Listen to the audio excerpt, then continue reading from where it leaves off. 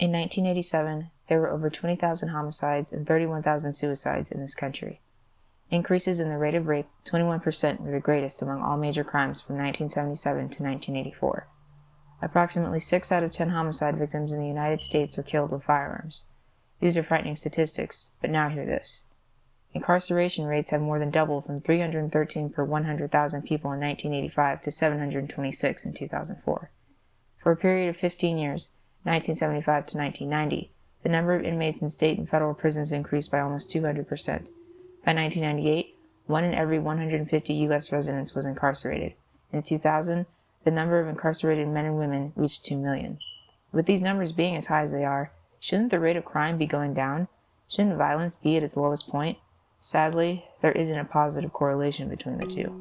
I'm Yaz, and it's time for another podcast.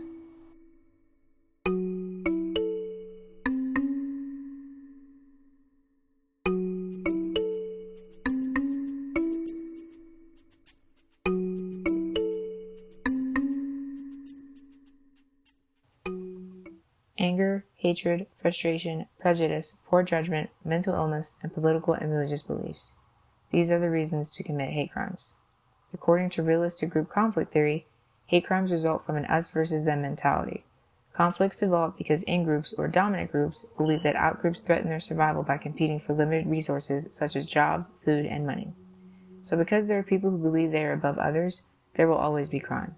As long as people see others as their opposites and not their equals, hate will live on and only grow stronger.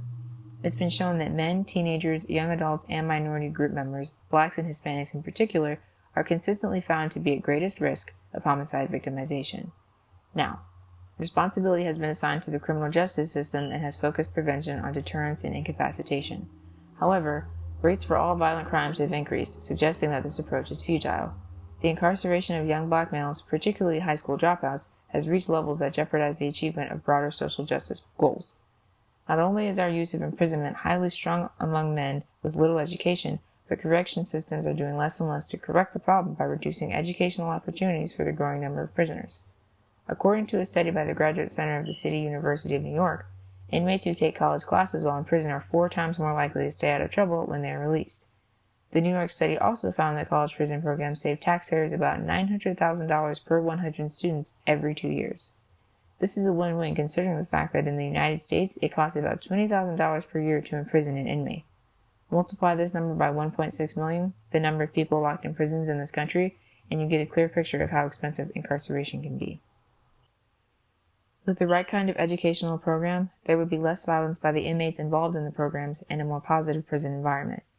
Effective education programs are those that help prisoners with their social skills, artistic development and techniques, and strategies to help them deal with their emotions. Will crime and violence ever stop? Of course not. There will always be a group of people who think they are above everyone else. There will always be a race that has to deal with adversity.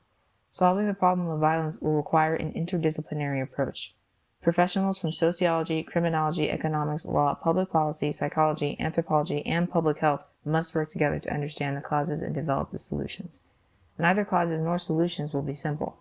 To collaborate effectively, these disciplines must agree upon definitions and build compatible data sets.